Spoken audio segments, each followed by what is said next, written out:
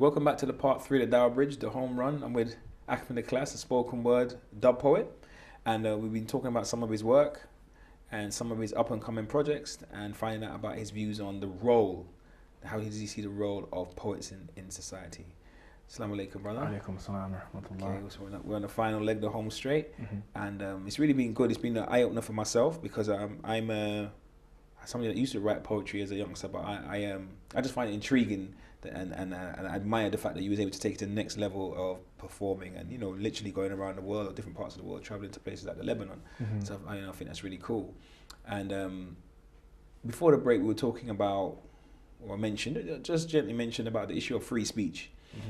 And now some poets, obviously they have more political type views, so they have to, let's say, be real wordsmithing how they craft their message without falling foul of the law or getting themselves into problems, which is not their aim. Their aim is to express and to influence hearts and minds, but not to fall foul of the law.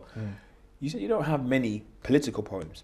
I get the sense of more religious man, more of a spiritual man. From the vibration of the sound alone, it sounds like coming from a real soul type place. But you said you have a few political pieces. Could you tell me about one, just even without necessarily perform, but just tell me about one?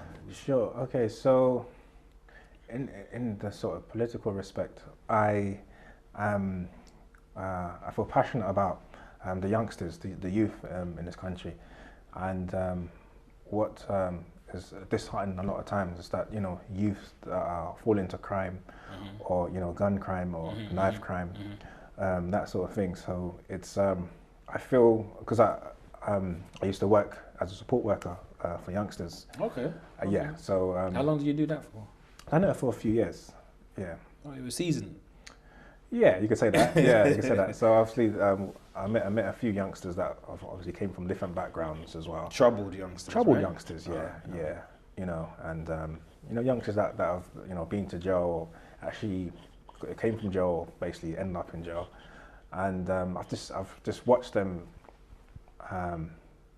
like the sort of paths they've taken as well. And obviously I've seen some of them come off the bad path and go into the good path as well. But I think for the youngsters, there's a lot of like distractions out there, and especially in terms of like music, and I find it really strange that the government allows like this music to be played. It's what negative, certain types of negative music. Yeah, negative. Yeah, because obviously being around the youngsters, I've heard the stuff they listen to, and I'm like, this is crazy, to be honest. It's really like influences them to do a lot of like bad stuff, and this stuff is just like freely played. But then again, that's supposed to be freedom of speech, right?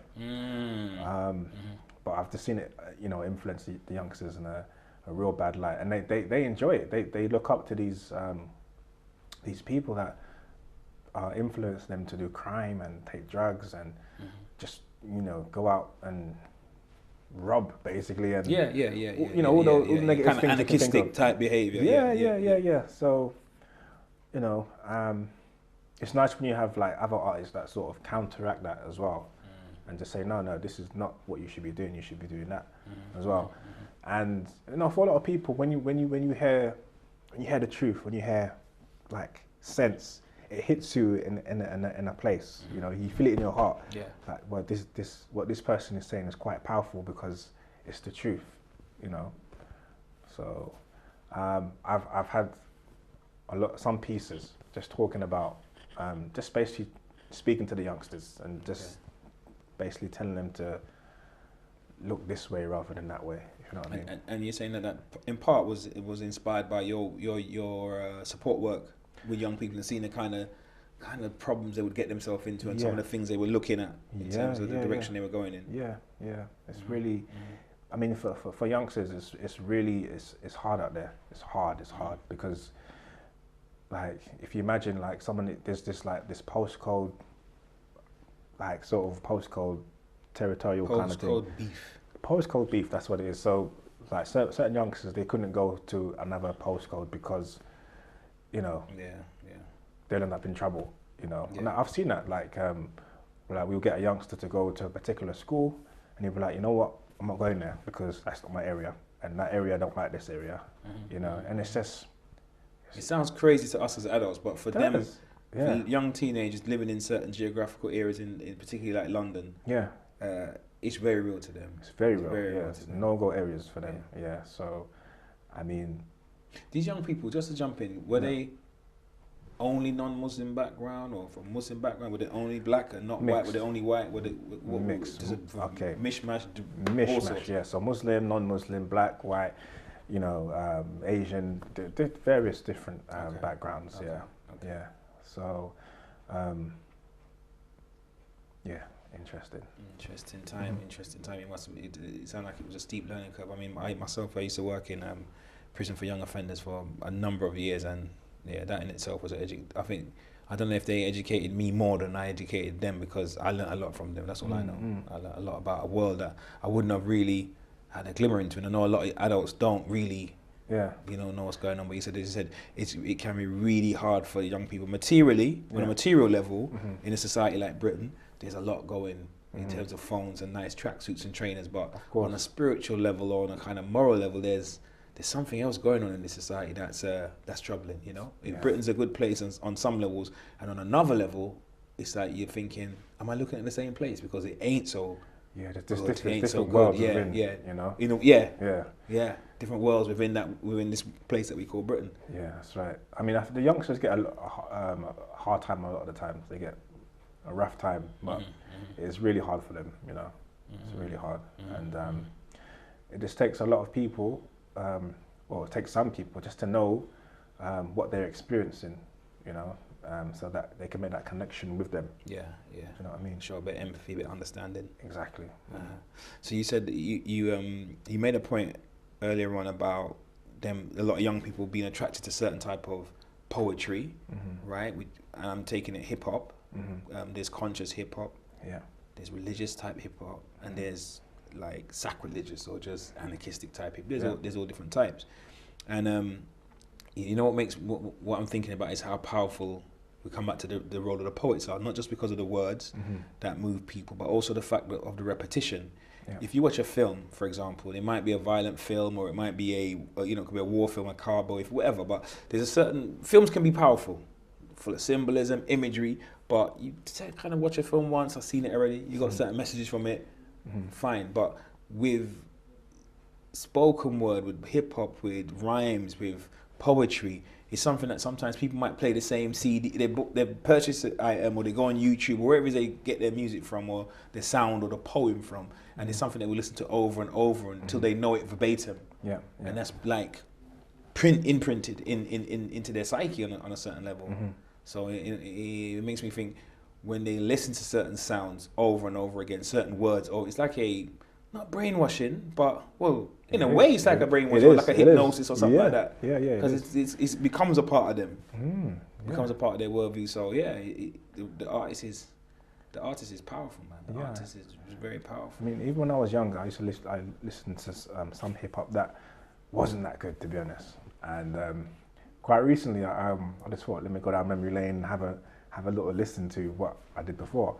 I was like, my God, it was like, I found it really difficult to listen to. It was really like, I felt there was like a darkness as well to it as well. And it made me think that, youngsters are listening to this sort of music every single day. In their formative years, when they're forming their personalities, and just, they're not quite men, they're not little boys, but they're somewhere in between that little that journey. That's obviously having an effect on them. That's influenced them along the way as well. And it's just it's quite concerning. So we need a lot of artists, positive artists as well, to influence our youngsters, in a positive light.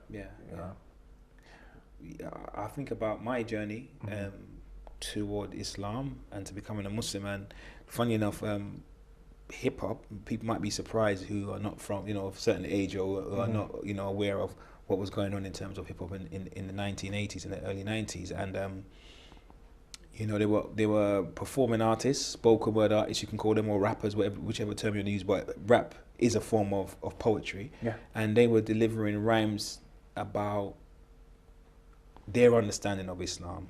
It may not have been the correct or the most accurate interpretation of Islam after researching and sitting with people who understood the religion, but groups like Public Enemy, groups like Poor Righteous Teachers, artists like Rakim. I mean, Rakim is a rapper, the first person that, I think in one of his songs he says like, all praise is due to Allah and that's a blessing. I wasn't a Muslim then when I heard that, but just hearing it from an American guy, he's from the street, he was a cool guy, kind of like, Allah, but this something from the Far East or some kind of Sikhs and Hindus and Allah, you know, that isn't that kind of, but just hearing him coming from a certain, as an African from the diaspora, I'm not American, but it made me listen a bit. And then, you know, I started to listen, you know, would listen to different artists, and there were a lot of them that would come with like forms of, you know, their poetry was social commentary.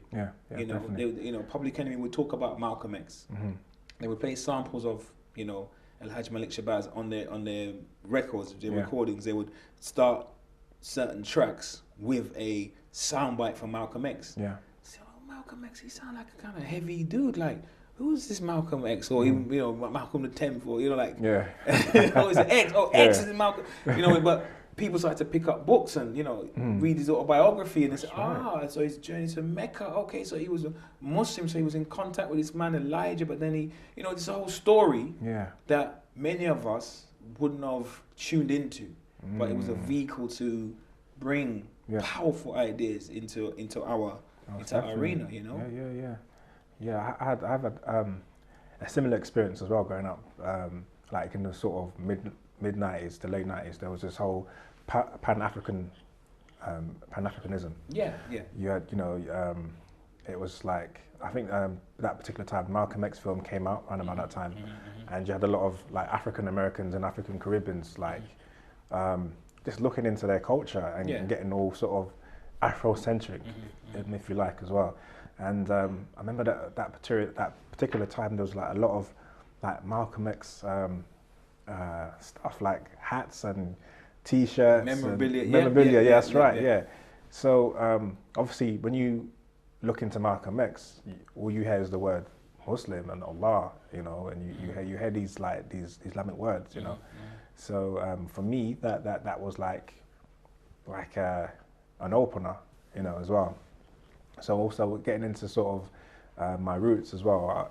You know, I watched the actual program called Roots.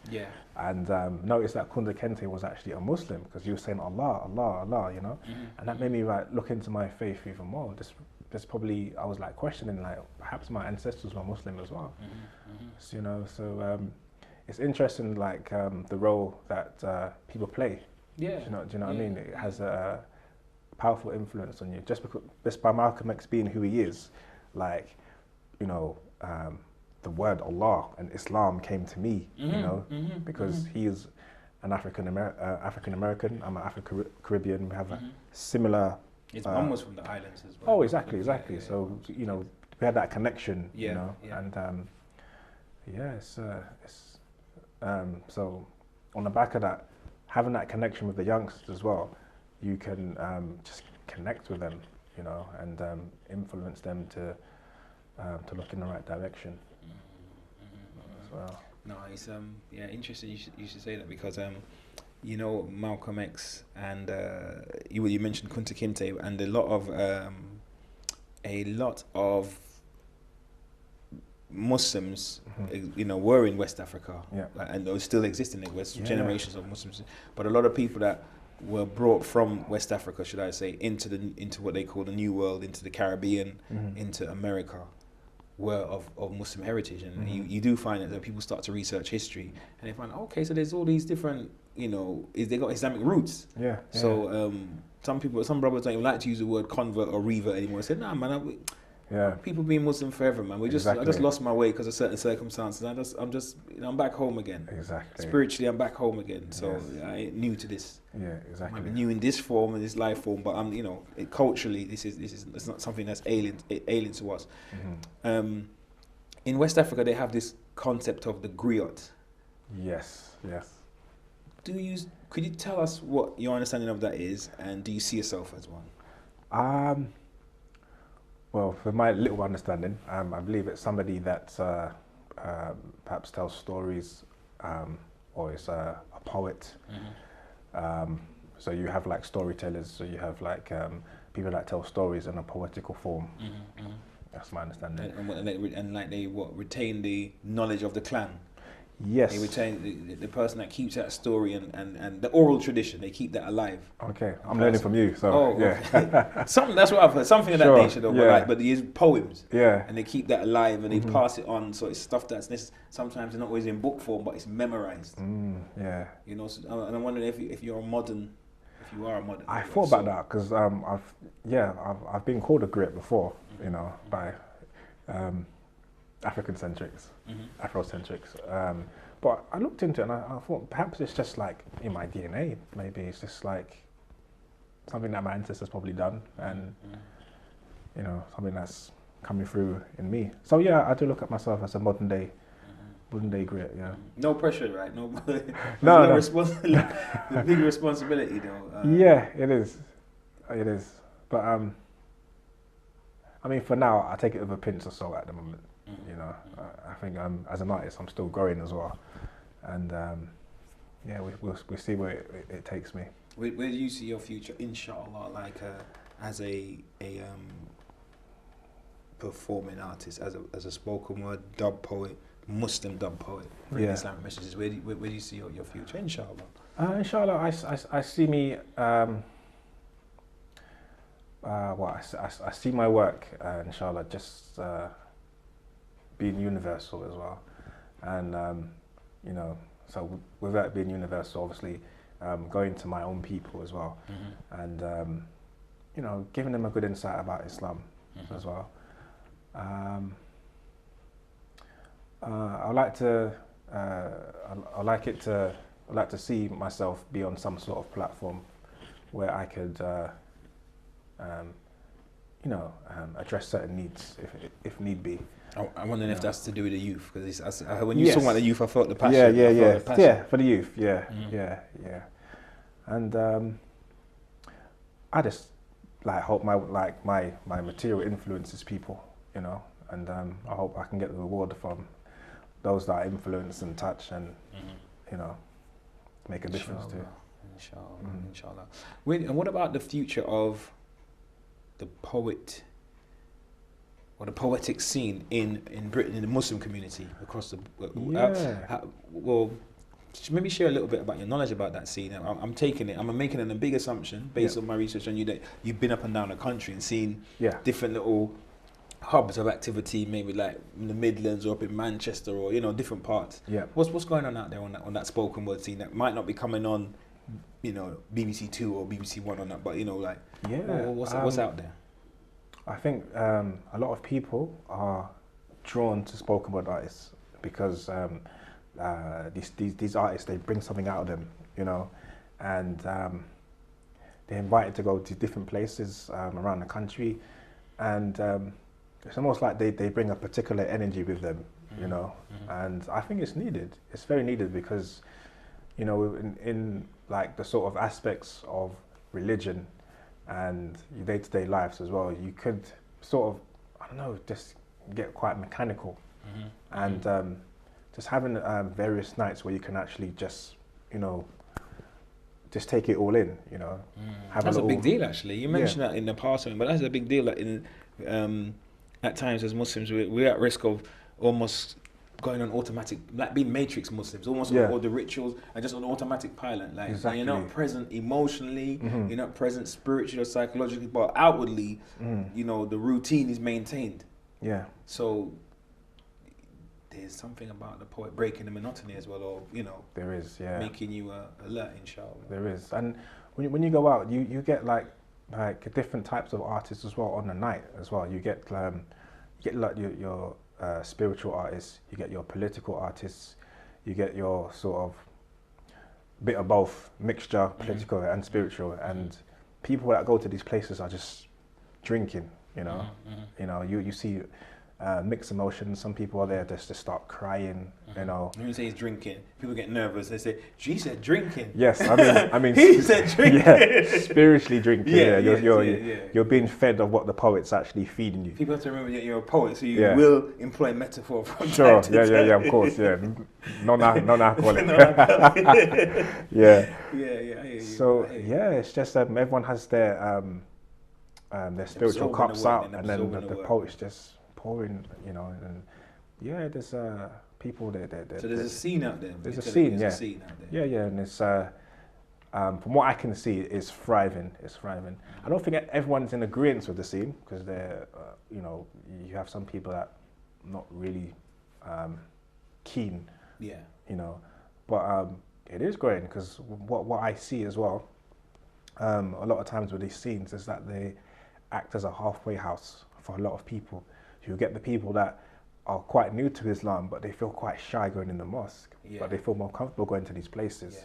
And you get the ones that have sort of fallen off the wagon, but want to come back in, but they don't. I don't know, something's stopping them from going in right back again. They need that sort of confidence. And I've seen people just go into these scenes and they, you know, they absorb it, and then it gives them the sort of energy to go to the next level or something like that. Yeah, to come back to Islam, you know. And I'm talking about people like Muslim people from different sort of creeds, like if I can mention, like Sufi, Shia, just like different aspects of Muslims that feel comfortable in these particular spaces. You know, there's no bickering about what you are, what kind of, you know, just it's all like one. Do you know what I mean? It's a unity of purpose that they come to feel something spiritually, feel a vibe, feel the energy, and doctrine doesn't have to come into it. No, because like especially I'm not speaking about the Islamic spaces in particular, is that we all have, you know, one thing in common, and that's what we all focus on, you know, and that just brings a beautiful harmony. It's quite nice. Yeah. I mean, that's very important to always keep in the front of our mind, because at times as Muslims we can get caught up into the whole creed argument, and you know, we can kind of lose sight of the main goal that, you know, we all believe in the messenger, we all believe in Allah subhanahu wa ta'ala, we all believe in his messenger, and we believe in the judgment, and you know, this is common across all the schools, so keep that at the front and we can agree on that. You know, we can agree on that. You have a poem, you have a piece called Hail Up the Most High. Yes. And I mean, this is a Dawah Bridge and I'm Bilal Ali. I almost want to request that one for myself. Okay. So I don't know if you can perform that one for us, brother. Sure. Okay. Bismillah. Hail up the Most High, 'cause he chose I. Fair walk on the path, take me out to the dark, I am composed I. Yes, he shows I. Him vital sign them. All upon him we depend from the start of the life until the end. Him bring the rain, the lightning and the thunder. Even though we complain, him make we learn from we blunder. I am full we belly whenever we feel the hunger. Him bless all the heaven and the earth, make none of marvel over the wonder.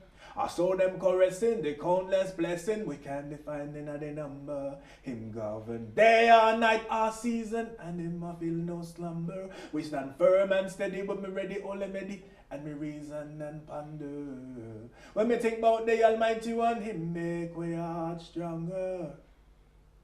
So much love for the Creator. Every single day me fall, God is greater. 5 times a day me fall upon my face and ask the Lord to guide me upon the path full of grace. Hail up the Most High, 'cause he chose I. Fill up on the path, take me out of the dark, I am composed I. Yes, he shows I. Him vital sign them. Only upon him we depend from the start of the life until the end. So, yes, my Lord, make me know you. That is all I should live to do. Cleanse up my heart and make it brand new. Clean my character, make it pure and true. The things upon this earth ain't worth a mosquito wing, but we still want and urge all material thing. Yes, the glorious of King, him is who we hollering, and his beloved is who we're following. So much love for the Creator. Every single day me fall, God is greater. 5 times a day me fall upon my face and ask the Lord to guide me upon the path full of grace. Hail of the Most High, cause it shows I feel up on the path, take me out to the dark, I am composed. Yes, it shows I am vital sign them. Only upon him we depend from the start of the life until the end. Alhamdulillah, alhamdulillah, Rabbil Alameen. Thank you. I Brother just want to say Ahmed? that tune as well. If anyone's interested in purchasing it, it's available on iTunes. Yeah. If I can say that. Inshallah, inshallah. It's been a Inshallah. pleasure. Thank you for your time, brother. brother. It's been a pleasure. It's been a pleasure. Thank you for staying with us for the duration of the Dawah Bridge, and I hope that you were inspired, inshallah, by some of the powerful poems and some of the words that Brother Ahmed Iklesh shared with us. The role of the poet. Maybe it's an ongoing conversation. We didn't hope we weren't sure that we were going to come to a definitive conclusion, but it's to make us think, to question ideas, to spread love, to help us to remember Allah and increase our devotion toward Allah, and to stand up for the rights of those who are less fortunate and those that are deprived. I thank you again and hope to see you soon, inshallah. Assalamu alaikum wa rahmatullah ta'ala wa barakatuh.